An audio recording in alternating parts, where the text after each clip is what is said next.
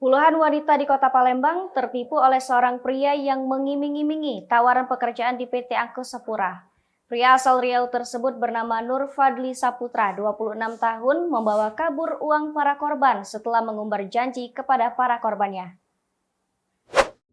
Tak hanya sampai di situ, ada beberapa korban yang malah sempat dipacari pelaku penipuan ini. Aksi penipuan ini terungkap setelah beberapa korban melaporkan pelaku ke Polsek Pelaju. Setelah mendapati laporan tersebut, anggota unit Reskrim Kepolisian Sektor atau Polsek Pelaju Palembang menangkap tersangka di rumah salah satu korbannya beberapa waktu yang lalu.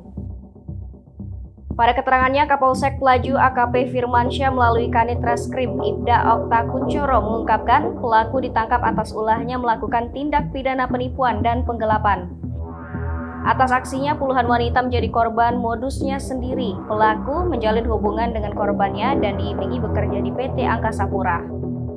Dari keterangan pelaku, pihak kepolisian diketahui korban yang berhasil ia tipu lebih dari 10 orang dengan bermacam-macam kerugian yang dialami korbannya. Diketahui juga salah satu korbannya bernama Nanda yang mengalami kerugian 1 unit Avanza yang digadaikan pelaku dan uang tunai 80 juta rupiah.